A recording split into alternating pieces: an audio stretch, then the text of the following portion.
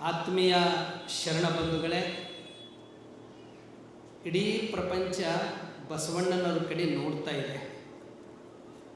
ಬಸವಣ್ಣನವರು ಸೂರ್ಯ, ಬೆಳಕು, ಒಂದು ದಾರಿ, ದೀಪ. ಇವತ್ತು ಇಡೀ ಪ್ರಪಂಚನೇ ಬಸವಣ್ಣವ್ರ ಕಡೆ ಯಾಕೆ ನೋಡ್ತಾ ಇದೆ? ಬಸವಣ್ಣನವರು ಏನು 12ನೇ ಶತಮಾನದಲ್ಲಿ ನಡೆದಿರ್ತಕ್ಕಂಥ ಒಂದು ಮೌಢ್ಯ, ಮೂಢನಂಬಿಕೆ, ಕಂದಾಚಾರ, ಒಂದು ರೀತಿ ಇಂಥವರೇ ದೇವಾಲಯಕ್ಕೆ ಬರಬೇಕು, ಇಂಥ ಶ್ರೇಷ್ಠರೇ ಈ ಇದ್ರಾಗ ಹೆಜ್ಜೆ ಇಡಬೇಕು, ಮೇಲು ಕೀಳು ಕನಿಷ್ಠ ಶ್ರೇಷ್ಠ, ಎಂಥ ಭಯಾನಕ ವಾತಾವರಣ ಅಂತಂದರೆ ಹೆಂಡತಿ ತೀರ್ಕೊಂಡ್ರೆ, ಗಂಡ ತೀರು ಹೋದರೆ ಹೆಂಡತಿಗೆ ಜೀವಂತ ಸುಡ್ತಿದ್ದರು. ಅಂದರೆ ಹೆಣ್ಣು ಅಂದರೆ ಕೆಟ್ಟವಳು, ಕನಿಷ್ಠಳು, 4 ಗೋಡಿ ಸೀಮಿತ ಅಂತಕ್ಕಂಥ ವಾತಾವರಣ ಇತ್ತು. ಅದಕ್ಕೆಲ್ಲಕ್ಕೂ ಇಂಥ ಇವೆಲ್ಲ ಘಟನೆಗಳಿಗೆ ಇದಕ್ಕೆ ಎಲ್ಲ ರೀತಿಯಿಂದ ನ್ಯಾಯ ಕೊಟ್ಟವರು ಬಸವಾದಿ ಶರಣರು. ಇದ್ರ ಮೂಲ ಕಾರಣೀಕರ್ತರೆ ವಿಶ್ವಗುರು ಬಸವಣ್ಣನವರು. ಅಂಥ ಬಸವಣ್ಣನವರಿಗೆ ಇವತ್ತು ಇಡೀ ಪ್ರಪಂಚ ನೋಡ್ತಾ ಇದೆ. ಲಂಡನ್ದಲ್ಲಿ ಬಸವಣ್ಣವ್ರ ಮೂರ್ತಿ ಅನಾವರಣ ಆದ ತಕ್ಷಣ ನಿಮ್ಮೆಲ್ಲರ ಅಚ್ಚುಮೆಚ್ಚಿನ ಪ್ರಧಾನಮಂತ್ರಿಗಳು ಅಲ್ಲಿ ಹೇಳ್ತಾರೆ, ಜಗತ್ತಿಗೆ ಪ್ರಜಾಪ್ರಭುತ್ವ ಕೊಟ್ಟಿದ್ದು ನಿಮ್ಮ ಲಂಡನ್ ಅಲ್ಲ, ಇಂಗ್ಲೆಂಡ್ ಅಲ್ಲ, ಇಡೀ ಜಗತ್ತಿಗೆ ಪ್ರಜಾಪ್ರಭುತ್ವ ಕೊಟ್ಟಿದ್ದು ಅದು ನನ್ನ ಭಾರತ, ಕರ್ನಾಟಕದ ಮಹಾತ್ಮ ಬಸವೇಶ್ವರ ಅಂತ ಹೇಳಿದ್ರು. ಅಂಥ ಬಸವಣ್ಣನವರು ಜನಪರ, ಜೀವಪರ. ಅಮೇರಿಕಾದಲ್ಲಿ ಅಲ್ಲೆಲ್ಲ ಕ್ರಿಶ್ಚಿಯನ್ರೇ ಒಂದು ರಾಜ್ಯದಲ್ಲಿ. ಅಲ್ಲಿ ಸ್ವತಃ ರಾಜ್ಯಪಾಲರೇ ಆದೇಶ ಹೊರಡಿಸ್ತಾರೆ, ಬಸವ ಜಯಂತಿ ನಮ್ಮ ಅಮೇರಿಕಾದಲ್ಲಿ ಇದು ಬಸವ ದಿನ ಅಂತ ಆಚರಿಸಬೇಕಂತ ಅವರು ಆದೇಶ ಹೊರಡಿಸ್ತಾರೆ. ಅಂದರೆ ಹೇಳ್ತಕ್ಕಂಥ ತಾತ್ಪರ್ಯ ಬಸವಣ್ಣವರು ಇವತ್ತೆಲ್ಲರಿಗೂ ಪ್ರಸ್ತುತ ಇದ್ದಾರೆ, ಇಂದು ಮುಂದು ಎಂದೆಂದಿಗೂ ಪ್ರಸ್ತುತ.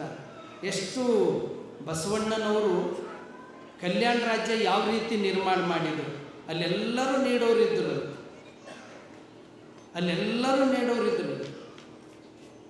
ಅಂಥ ಆ ಕಲ್ಯಾಣ ಪಟ್ಟಣ ಎಲ್ಲ ರೀತಿಯ ಸಮೃದ್ಧಿ, ಸಕಲ ಜೀವರಾಶಿಗಳನ್ನು ಬಸವಣ್ಣವರು ಪ್ರೀತಿಸ್ತಿದ್ರು. ಅವರು ವಚನದಲ್ಲಿ ಬರ್ತದೆ, ನಡೆಯಲ್ಲ ಅರಿಯದೆ ನುಡಿಯಲ್ಲ ಅರಿಯದೆ ಲಿಂಗವ ಪೂಜಿಸಿ ಫಲವೇ ನಯ್ಯ, ಅವರ ಸುಖವೇ ಎನ್ನ ಸುಖ, ಅವರ ದುಃಖವೇ ಎನ್ನ ದುಃಖ, ಕೂಡಲ ಸಂಗಮ ದೇವ ಶರಣರ ಮನ ನೊಂದರೆ ಆನುಬೆಂದೆನಯ್ಯ, ಆನುಬೆಂದೆನಯ್ಯ.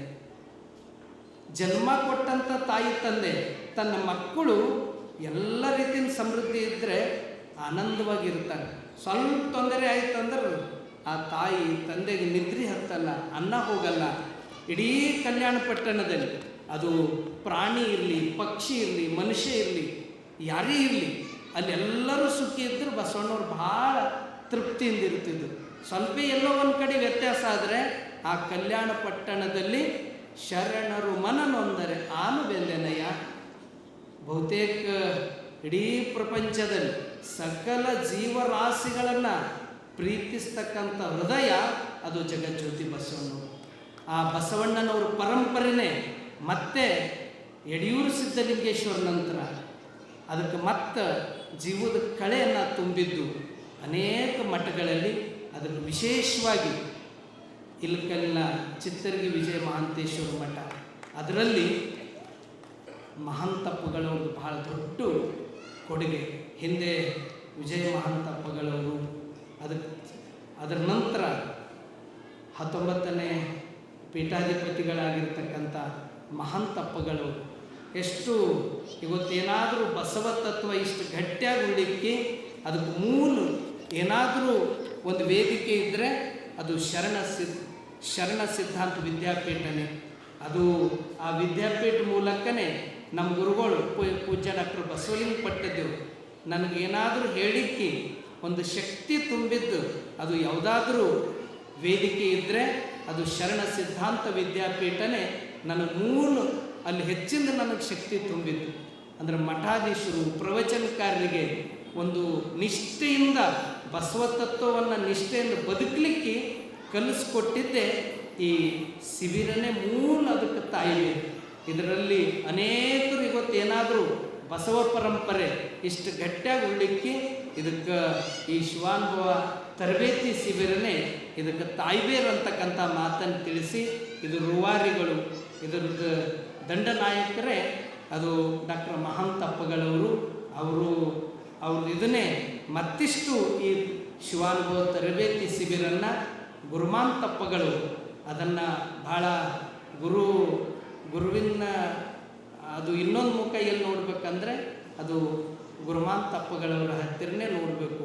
ಅಂಥ ಒಂದು ಹೃದಯವಂತಿಕೆ ಇವತ್ತೇನಾದರೂ ನಾವೆಲ್ಲರೂ ಎಷ್ಟು ಚಲೋ ಇರಲಿಕ್ಕೆ ಅದಕ್ಕೂ ಗುರುಮಾಂತಪ್ಪಗಳವರೇ ಕಾರಣ. ಅವರು ಸಾತ್ವಿಕ, ಸರಳ. ಇವತ್ತು ಬಹುತೇಕ ತಾಯಿ ಹತ್ತಿರ 2 ಇಲ್ಲ 4 ಮಕ್ಕಳು ಬರ್ತಾವೆ. ಆದ್ರೆ ಇವತ್ತೇನು ಕಾವಿ ಬಟ್ಟೆ ಉಟ್ಕೊಂಡಿದ್ದವ್ರು ಎಷ್ಟು ಜನ ಇದ್ದೀವಲ್ಲ, ಅವರೆಲ್ಲ ಹಿಂಗೆ ಅಪ್ಕೊಳ್ತಕ್ಕಂಥ ಹೃದಯ ಅದು ಗುರುಮಾಂತಪ್ಪಗಳು. ಅವರು ಹೇಳಿದ್ರಲ್ಲ, ಅವ್ವ ಅಂತಂದರು, ತಾಯಿ ಅಂದರು. ನಿಜಕ್ಕೂ ಅದು 100ಕ್ಕೂ 100 ಸತ್ಯ. ನನಗೆ 2011ರಲ್ಲಿ ಉತ್ತರಾಧಿಕಾರಿ ಅಂತ ನೇಮಕ ಮಾಡಿದ ತಕ್ಷಣ ನನಗೆ ದೊಡ್ಡಪ್ಪಗಳು ಸಣ್ಣಪ್ಪವರು ಗರಡಿಯಲ್ಲೇ ನಾನು ಬೆಳೆದಿದ್ದು. ನನಗೇನಾದರೂ ಅಷ್ಟಾವರಣ, ಪಂಚಾಚಾರ, ಷಟಸ್ಥಲ ಅವು ಬರಲಿಕ್ಕೆ ಅದಕ್ಕೆ ನಮ್ಗೆ ಕಲಿಸ್ಕೊಟ್ಟಂಥ ಗುರುನೇ ಡಾಕ್ಟರ್ ಗುರುಮಾಂತಪ್ಪಗಳು. ಅಂಥ ಒಂದು ಪರಂಪರೆಯನ್ನು ಇವತ್ತು ಮತ್ತಿಷ್ಟು ಜಗದಗಲ ಇದು ಬೆಳೆಸ್ತಾ ಇದ್ದಾರೆ. ಮಸ್ಕಟ್ಟದಲ್ಲಿ ಶಿವಯೋಗಿಯವರು ಅಂತ ನಂಗೆ ಫೋನ್ ಮಾಡಿದ್ದು. ಈಗೇನು ನಮ್ಮ ಪ್ರಭು ಚನ್ನಬಸವ ಮಹಾಸ್ವಾಮಿಗಳವರು ಹೇಳಿದರು, ನಿಜಕ್ಕೂ ಯಾವುದೇ ಇದರಲ್ಲಿ ಗುರುಮಾಂತಪ್ಪರ ಪಾದ ಸ್ಪರ್ಶ ಆಯ್ತದಂದ್ರೆ ಅದು ಎಲ್ಲ ಶರಣರು ಮೆಟ್ಟಿದ ಧರೆ ಪಾವನವಯ್ಯ ಅಂತ. ಅವರೆಲ್ಲ ಪಾದ ಇಡ್ತಾರೆ ಅದು ಎಲ್ಲ ಸಮೃದ್ಧಿ ಆಗ್ತದೆ. ಅದು ಯಾವುದೇ ಇದ್ದರೂ ಅದು ಸ್ವರ್ಗನೇ ಆಗ್ತದೆ. ಅಂಥ ಒಂದು ಅಂಥದ್ದೇ ಆ ಒಂದು ಆಚಾರ ವಿಚಾರ, ಆ ಒಂದು ತತ್ವಗಳನ್ನು ಮೂಡಿಸ್ತಕ್ಕಂಥವ್ರು ಗುರುಮಾಂತಪ್ಪಗಳವರು. ಅವರ ಆಶೀರ್ವಾದ ಸದಾ ನಮ್ಮೆಲ್ಲರ ಮೇಲೆ ಇರಲಿ ಅಂತಕ್ಕಂಥ ಮಾತನ್ನು ತಿಳಿಸಿ, ಇವತ್ತು ಒಬ್ಬರಿಗಿಂತ ಒಬ್ಬರು ಚೆನ್ನಾಗಿ ಮಾತಾಡಿದ್ದಾರೆ. ಬಹುತೇಕ ಆರಂಭದಲ್ಲಿ ಸಿದ್ದು ಯಾಪಲ್ ಪರಿಯು ಭಾಳ ಚೆನ್ನಾಗಿ ಮಾತಾಡಿದ್ರು. ಅವರು ವಚನ ಟಿ ವಿ ಮೂಲಕ ಇವತ್ತು ಜಾಗತಿಕ ಮಟ್ಟಕ್ಕೆ ಒಯ್ಯಲಿಕ್ಕೆ ತಾಯಿಬೇರು ಅಂದರೆ ಅದು ಇಲ್ಕಲ್ ಮಠ ಅಂತಕ್ಕಂಥದ್ದು ಹೇಳಿದರು. ಸಿದ್ದಣ್ಣವರು ನಮ್ಮ ಶಿವಬಸವ ಸ್ವಾಮಿಗಳೊಂದು ಅಪ್ಪರೇ ಆವಾಗ ಭೀ ಹಾಗೆ ಇದ್ದರು, ಈಗ ಹಾಗೆ ಇರೋದು. ಅಂದ್ರೆ ಅಷ್ಟೆಲ್ಲ ಹರ ಅಂದ್ರೆ ಅವ್ರ ಮೈ ತುಂಬ ಏನರ ಅಂದ್ರೆ ಅದು ಇಲ್ಕಲ್ ಮಠನೇ ಅದು ಅವ್ರ ಬಳಿ. ಅಂಥ ಆ ಶಕ್ತಿ, ಆ ಆಶೀರ್ವಾದನೇ ಹಂಗೆ ಮಾಡಿಸ್ತದ.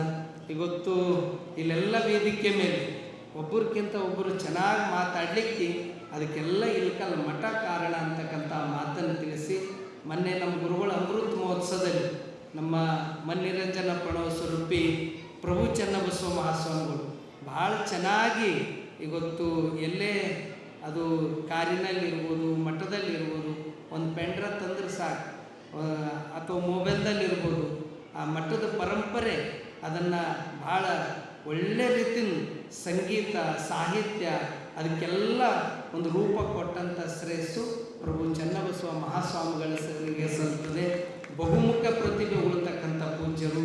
ಬಸವ ಸಂಸ್ಕೃತಿ ಅಭಿಯಾನದಲ್ಲಿಯೂ ಎಲ್ಲಕ್ಕಿಂತ ಮುಂಚೂಣಿಯಲ್ಲಿರೋರು ಪ್ರಭು ಚನ್ನಬಸವ ಮಹಾಸ್ವಾಮಿಗಳವರು. ಅಂಥ ಪೂಜ್ಯರು ಭಾಳ ಒಳ್ಳೆ ಮಾತುಗಳು ಆಡಿದ್ದಾರೆ. ಮತ್ತು ನಮ್ಮ ಅತ್ತಿಣಿ ಶಿವಗಳವರ ಒಂದು ಪರಂಪರೆಯನ್ನು ಶಿವಬಸವ ಮಹಾಸ್ವಾಮಿಗಳು ಅವರು ಕೂಡ ಒಳ್ಳೆ ರೀತಿಯಿಂದ ತಗೊಂಡು ಹೋಗ್ತಾ ಇದ್ದಾರೆ.